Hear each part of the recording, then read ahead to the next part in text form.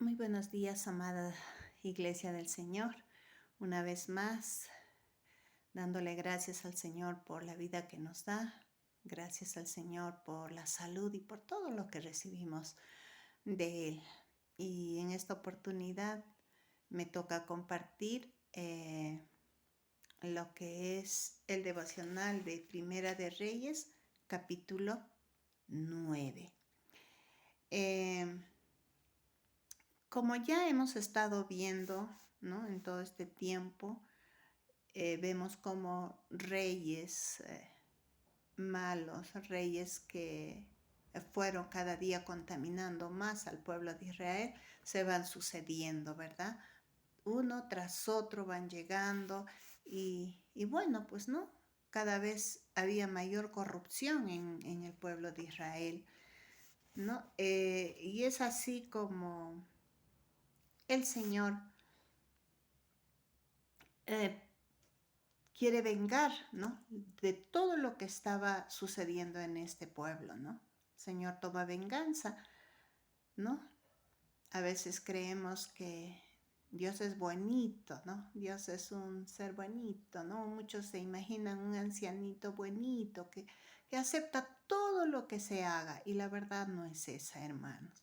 La verdad es como le decía un mentor anteriormente, que Dios es justo y Él siempre va a hacer justicia, hermanos. Él siempre va a traer justicia aún a nuestras vidas.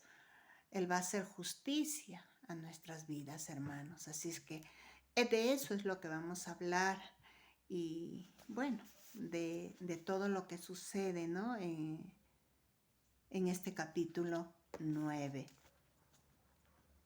Acá vemos cómo Dios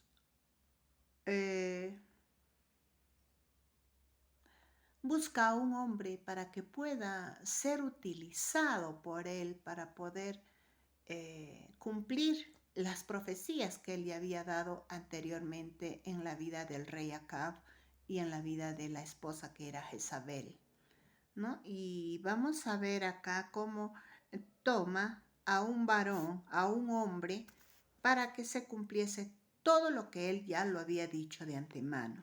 Y vamos a ver qué dice en el versículo 1 hacia adelante. Lo leemos, por favor. Mientras tanto, dice, el profeta Eliseo mandó llamar a un miembro del grupo de profetas. Es decir, también ya lo dijeron, Mentor lo dijo, de que era como una escuela, como una universidad donde se estaban preparando los jóvenes. Eliseo era prácticamente líder de ese grupo y ahí se formaban los profetas, ahí eran enseñados y podían aprender, ¿no? Más de lo que era la profecía de parte de Dios. Entonces Eliseo lo manda a llamar a un joven y le dice que se prepare para viajar. Y también le da las indicaciones y le dice, lleva este frasco de aceite de oliva, ve a Ramot de Galat y busca a Jehú, ¿no? Hijo de Josafat, hijo de Nimsi. Llévalo a un cuarto privado lejos de sus amigos y derrame el aceite sobre su cabeza. Y dile esto, ¿no? Él le indica lo que va a decir. Yo unjo para que seas rey de Israel. Luego abre la puerta y corre por tu vida, le dice. Eliseo le dice, haz esto, unge a esta persona, pero cuando terminas de ungir, corre, huye, le dice, ¿no? Y eso es lo que hace este muchacho, ¿verdad? Eso es lo que hace este joven, ¿no? Pero también tenemos que darnos cuenta que en este tiempo, Joram, que es el hijo de Acab, era el rey de Israel, ¿verdad? Este era la dinastía de Omri. ¿Quién era Omri? Era el padre de Acab. Es ahí donde empieza esta dinastía. ¿Qué es una dinastía? Cuando una familia siempre está en un lugar de autoridad, es decir, ellos estaban siempre en el reinado, ya sea el hijo, ya sea el nieto, pero la familia más cercana de él tenía que ocupar el reinado de Israel. Y eso es lo que empieza el padre de Acab, ¿no? Una dinastía, ¿no? Pero también esta dinastía iba a llegar a su fin, hermanos. Entonces, cuando vemos que lo lo unge, el Señor manda ungir a Jehú, ¿no? Todavía algunos se burlan, ¿no? Si vamos viendo también en algunos capítulos, unos versículos más, vemos como sus amigos se burlan, los llaman locos a los profetas, ¿no? De todas maneras, ellos tenían conocimiento de Dios, pero con tanta idolatría, con tanta maldad que había en el pueblo, como que ellos también ya no estaban de la misma manera, ¿no? Sino que ya habían dejado las cosas del Señor. Pero igual el Señor toma la persona, toma el instrumento que Él quiere para cumplir el propósito que Él tiene, ya sea en nuestra vida, ya sea en el pueblo, como estamos viendo en esta parte, ¿no? Como en el pueblo de Israel, como estamos viendo.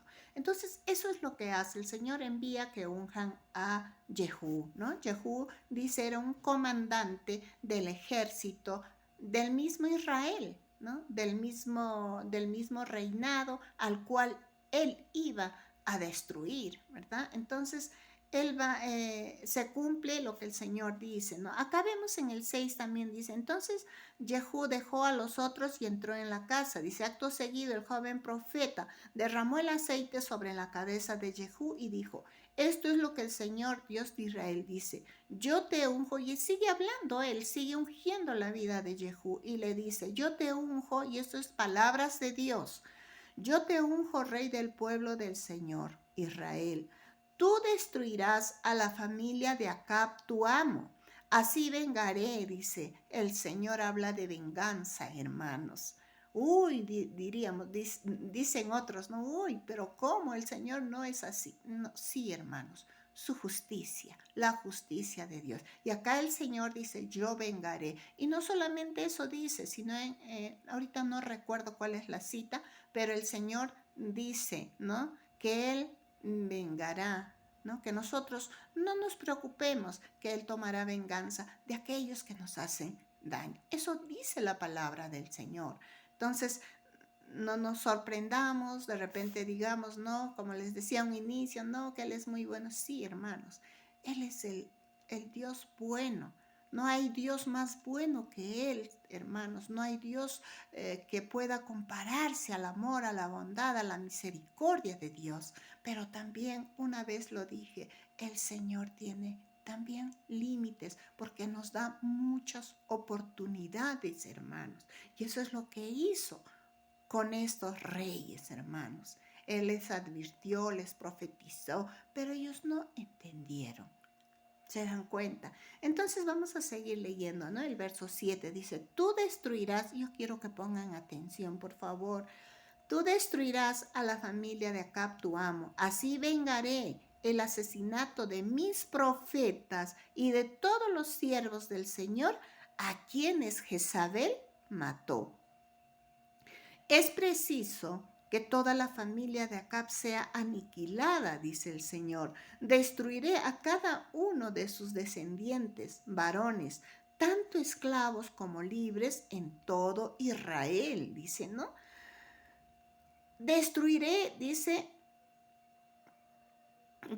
a las familias de Jeroboam, como lo hice con Jeroboam, hijo de Nabat, y de Basa, hijo de Ahías. Los perros, una vez más, el Señor recuerda y repite lo que se dijo anteriormente. Dijo, los perros se comerán a Jezabel, la esposa de Acab, en la parcela de Jezreel, y nadie la enterrará. ¿No? Enseguida el joven profeta dice, abrió la puerta y salió corriendo, ¿no? Y Jehú regresó a donde estaban sus amigos y es ahí cuando ellos lo que les decía se empiezan a burlar, ¿no? Y de verdad, hermanos, hay mucha gente que se burla, hay mucha gente que hace escarnio de las cosas de Dios, pero cuidado, hermanos, no podemos nosotros permitir que otras personas hagan eso. Y yo no les digo que discutan, que pelean, no, es mejor apartarse de esas personas, ¿no? Alejarse de esas personas. Entonces seguimos viendo para poder seguir entendiendo un poco más. Entonces en el capítulo 16 dice, Jehú subió a un carro de guerra y fue a Jezreel a buscar al rey Joram, ¿no? Ya les dije quién era Joram, era el rey de Israel, que era hijo de Acab, quien estaba ahí al costado, dice, y herido. El rey Ocosías, dice, otro rey de Judá, también se encontraba ahí, dice, y también era familia del rey Acab, ¿no? Dice, se encontraba ahí porque había ido a visitarlo, porque él había sufrido, dice, como dice acá la palabra, había sido herido, ¿no? Cuando los dos se habían unido para ir a pelear con este rey que anteriormente en el capítulo 8 nos dijo um, el mentor que dio ayer el devocional, que era un rey terriblemente malo, ¿no? Que yo les hago recordar que dice que cuando lo miró, Elías empezó a llorar porque vio cuánto daño y cuánta maldad había en este rey que era Hazael, ¿no? Entonces los dos se unieron para poder ir a pelear con Hazael, ¿no? Con este rey Hazael. Y es ahí cuando cuando Joram, el rey Joram, queda herido, y es ahí cuando va Ocosías también a visitarlo, ¿no? Y es cuando se acerca a Jehú con un grupo de soldados para poder matarlo, porque estaba yendo ya a matar, a acabar con la vida de Joram, porque eso era lo que Dios había ordenado, lo que Dios le había dicho que él hiciera, ¿no? Entonces, un centinela dice, vio que ellos se acercaban y 3 veces va y le pregunta, ¿no? Le dice, ¿tú vienes en son de paz? Y Jehú le responde, únete a nosotros, únete a nosotros. Y esto ocurre 3 veces porque cada centinela que iba ya no regresaba. Entonces el rey mandaba un nuevo centinela a hacer la pregunta. Si Jehú venía en son de paz, ¿no? Y hasta que por fin ellos se dan cuenta que era Jehú, y salen, ¿no? Rápido, prepara, y acá en el 21 vemos, dice, Joram dice, no, rápido, preparen mi carro, ordenen, y ordenó el rey Joram. Entonces el rey Joram de Israel y el rey Ocosías de Judá salieron en sus carros de guerra a encontrarse con Jehú. Dieron con él en la parcela que había pertenecido a Nabot. Una vez más habla que estaban en la parcela de Nabot de Jezreel, ¿no? El rey, dice, en el 22 vemos, el rey Joram preguntó, ¿vienes en son de paz, Jehú? Le preguntó, ¿no? Este rey a Jehú. Y Jehú le contesta, le responde y le dice, ¿cómo puede haber paz cuando la idolatría y la brujería de tu madre Jezabel están por todas partes? Le dijo Jesús, ¿no? Jesús le contestó. Imagínense, hermanos, ¿cómo puede haber paz en un hogar, en un país donde hay idolatrías, donde hay brujería o hechicería, donde hay pecados, hermanos, de seducción, hay pecados, hermanos, todo tipo de pecados? Todo tipo de pecados. ¿Cómo puede haber paz dentro de un hogar donde hay pleitos, donde hay contiendas, donde la esposa no cumple con el deber de esposa, donde el esposo está de repente practicando adulterio? Hermanos, ahí no puede haber paz. Y eso es lo que le dice Jehú a este rey Joram. Y sigamos viendo.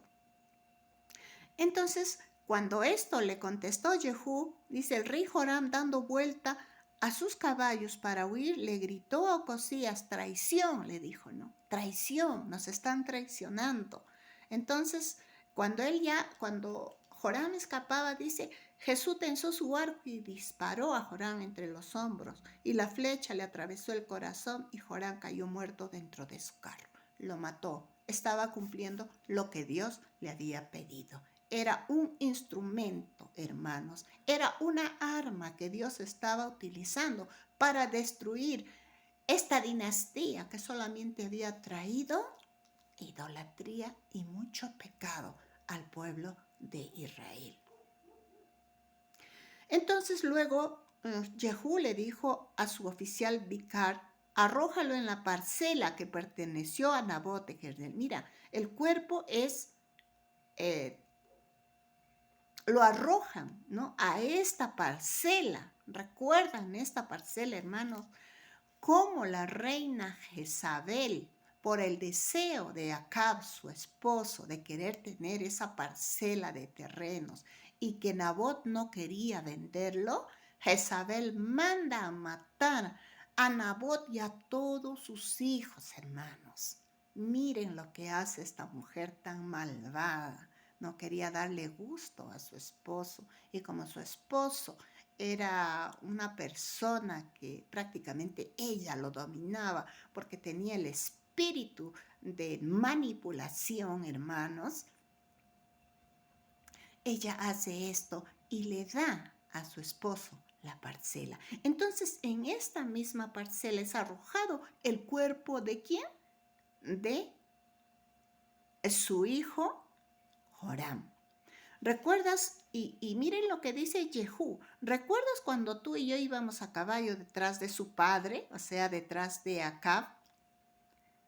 El Señor declaró este mensaje, dice Jehú, y yo quiero que por favor lo escuchen una vez más, pongamos atención. El Señor declaró este mensaje en su contra cuando dijo: juro solemnemente, dice el Señor, que en esta misma parcela le daré su merecido por el asesinato que vi ayer de Nabot y de sus hijos. Así que tírenlo en la propiedad de Nabot, tal como dijo el Señor. Esto, ¿quién lo dijo? Lo dijo cuando todavía Elías estaba como profeta en ese tiempo, hermanos. Ya, entonces mire, yo creo que es el tiempo. Yo creo que es el tiempo donde se realiza, se cumplen estas profecías. Hermanos, Dios tiene sus tiempos. Dios nunca olvida. Dios espera el tiempo correcto y exacto para hacer las cosas, hermanos. Nosotros vivimos en desesperación, pero el Señor no. Él tiene paciencia y espera el momento preciso para cumplir su promesa, para cumplir lo que Él había dicho en un momento. Y eso es lo que está sucediendo en este capítulo. Entonces, al ver Ocosías que esto estaba sucediendo, ¿qué cosa hace? Él también empieza a huir, pero también le alcanza una flecha y él también muere, hermanos.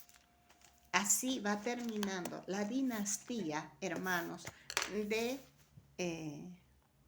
Acab, mejor dicho, del padre de Acab, de Omri, ¿verdad? Ahora vamos a ver la muerte de Jezabel, hermanos. Y lo vamos a leer, ¿no? Lo vamos a ver. Dice: cuando Jezabel, la reina madre, supo que Jehú había llegado a Jezreel, se pintó, dice, los párpados, se arregló el cabello y se sentó frente a una ventana. Cuando Jehú entró por la puerta del palacio, ella le gritó: ¿has venido en son de paz, asesino? Le dijo: tú eres igual a Zimri, quien mató a su amo. Ella siempre, hermanos, estaba con las palabras afiladas para dañar, para traer, ¿qué les digo? Como les dije anteriormente, era una mujer que dominaba, que era dominante, ¿no? Y al decir esto era como que le estuviera poniendo temor a Jehú. Porque si vemos quién era Zimri, Zimri era un comandante igual que Jehú, que mató en ese tiempo al rey que estaba en Israel, y él asume el reinado. Pero, hermanos, solamente dura 7 días. Y en los 7 días él se suicida, se ahorca, él mismo se mata. Y esto es lo que le hace recordar Jezabel a Jesús, para intimidarlo, hermanos, para intimidarlo.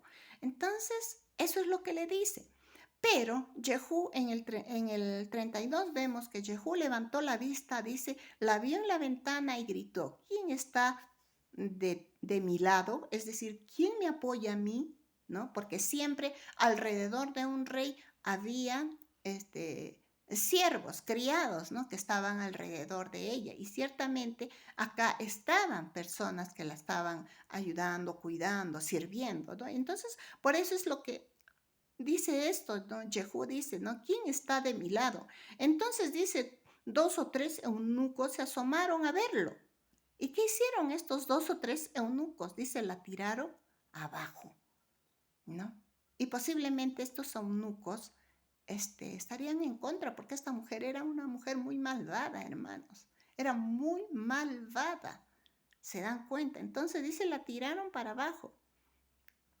Porque Jehú les dijo, tírenla para abajo, ¿no? Y ustedes saben que en esos tiempos las torres de los reinados, de la casa del rey, eran bien altas, ¿no es cierto? Y es ahí, desde ahí la tiran a ella. Y así que la arrojaron, dice, por la ventana y su sangre salpicó, dice, a la pared y los caballos. Y Jehú pisoteó el cuerpo de Jezabel con las patas de los caballos. Hermanos, ¿por qué lo pisotea, hermanos? Esto era peor que la muerte, dice la palabra en ese tiempo. Era peor que la muerte el poder pisotear o que sean comidos los cuerpos por los animales. Y eso es lo que pasa era terrible, dice, era lo peor, ¿no? Porque era totalmente degradada esa persona cuando sucedían estas cosas, ¿no? Y es por eso que Jehú dice, le pisa con las patas del caballo, ¿no? Y era terrible en esos tiempos. Luego Yehudis entró al palacio, comió y bebió después de un rato. Dijo que alguien, y después de un rato él dice, ¿no? Como que dándose cuenta de que a la que habían matado era hija de un rey, dice, ¿no? Encárguense enterrar a esta maldita mujer, dice, porque era hija de un rey, ¿no? Pero cuando fueron a enterrarla solo encontraron el cráneo, los pies y las manos, hermanos, de ella. Todo lo que el Señor había declarado, hermanos, se estaba cumpliendo, ¿no? Se estaba cumpliendo.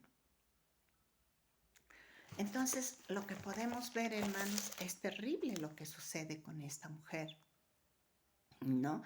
Jezabel era, y vamos a hablar un poquito de ella, Jezabel, quien adoraba a dioses paganos, los dioses eran más reconocidos, eran Baal, el rey Baal, y el dios Baal y el dios Acera, a estos dioses, ¿no? Entre comillas, porque no son dioses, ya lo ha dicho muchas veces nuestra pastora, ¿no? Y también dice, corrompió a su marido, el rey, de ese modo influyó para que toda la nación, hermanos, para que toda la nación de Israel pudieran hacer lo mismo, ¿no? Pudieran adorar a sus dioses, la siguieran en sus pecados. Eso es lo que hizo para que pudieran seguirla en su pecado. Su muerte violenta fue profetizada, recuerdan, por Elías, ¿no? Que le dijo eso al rey Acab, y esto que su esposa sería devorada por perros, le dijo, ¿verdad? Entonces eso lo podemos ver en Primera de Reyes 21-23.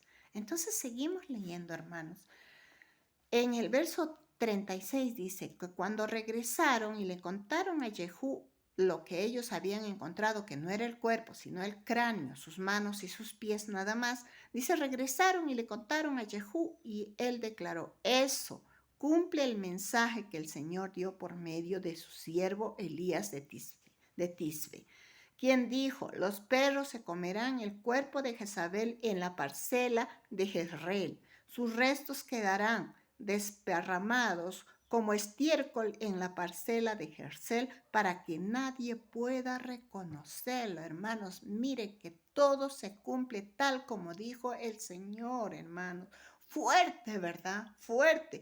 Pero hermanos, el Señor ya había advertido muchas veces. El Señor les había hablado muchas veces porque también en Deuteronomio, en el capítulo 10, Él dice que aquellos que adoraban ídolos y cometían estos pecados horribles, merecían muerte. Entonces ellos sabían, hermano, sino que se entercaron, eran tercos, hermano, no entendían, ellos querían hacer lo que ellos querían hacer. Hermanos, no tuvieron temor de Dios, no les importó lo que dijo el Señor. Ellos lo tomaron como si fuera cualquier cosa, hermanos. ¿Por qué se sentían seguros? Porque eran reyes, hermanos. Pero todo se acaba, hermanos. ¿Por qué? Porque tenemos un Dios poderoso, un Dios que nos da vida y que también nos las quita, hermanos, si Él desea. Entonces, entendamos, ¿no? Que es así, el Señor no actúa de un momento a otro, hermanos. El Señor nos tiene misericordia de nosotros. Espera, espera, espera. Pero llega el momento en que se cumple, miren, todo esto, hermanos, porque había terquedad, porque había todo esto en la vida de estos reyes.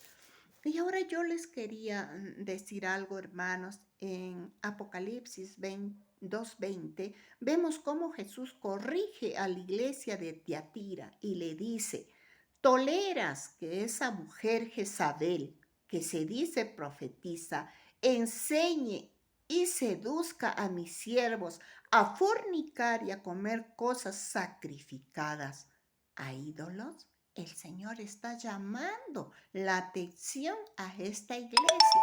Posiblemente que esta iglesia se esté dejando llevar por estas cosas que se practicaba en ese tiempo con Jezabel, hermanos. Ahora, no está hablando de Jezabel del Antiguo Testamento.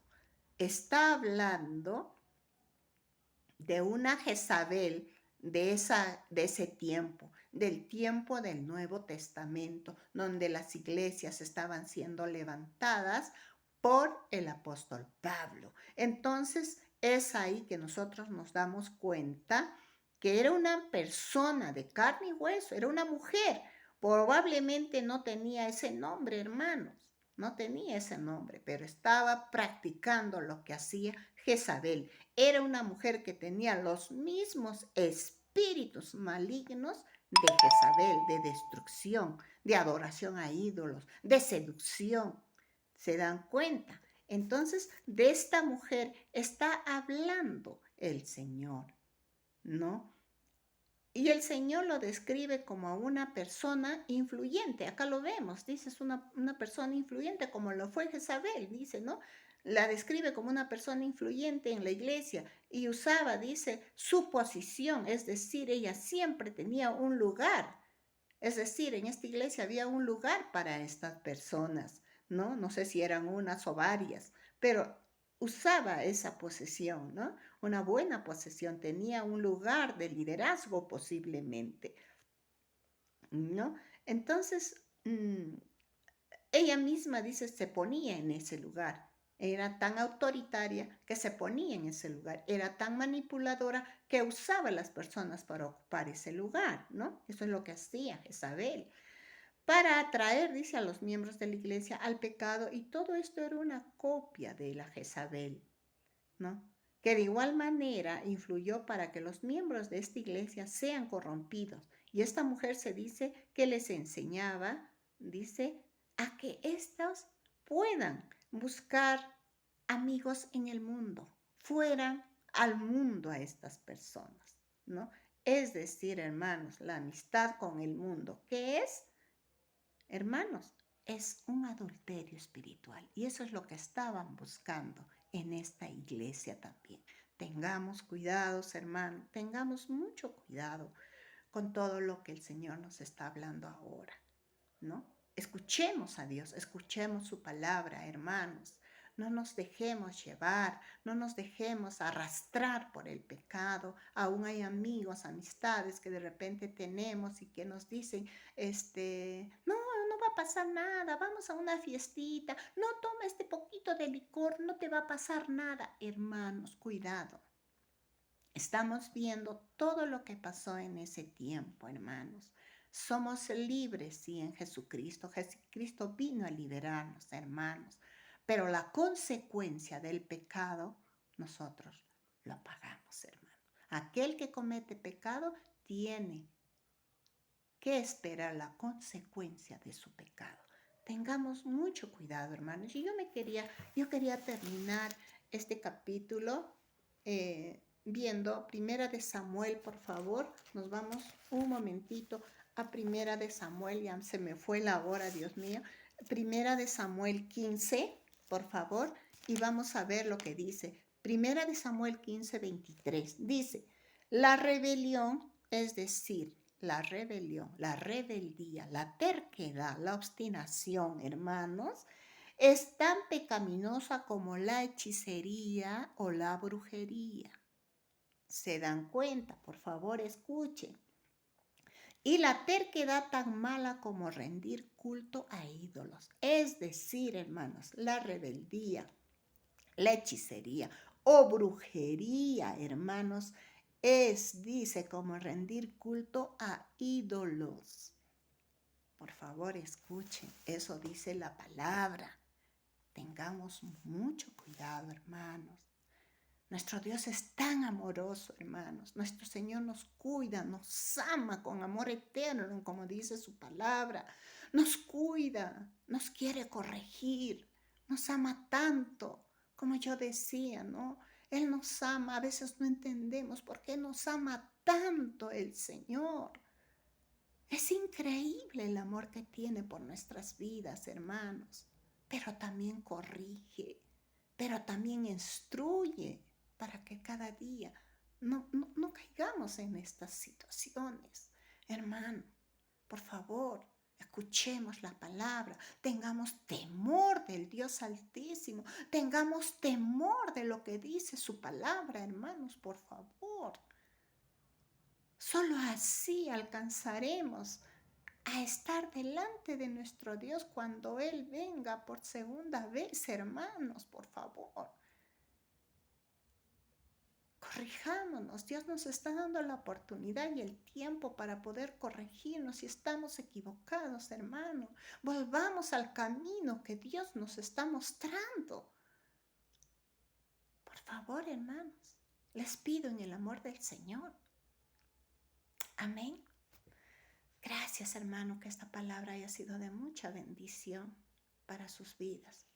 Que el Señor los guarde, que el Señor los bendiga, que el Señor camine con ustedes en todo tiempo y en todo lugar, hermanos. Que Dios me los bendiga muchísimo.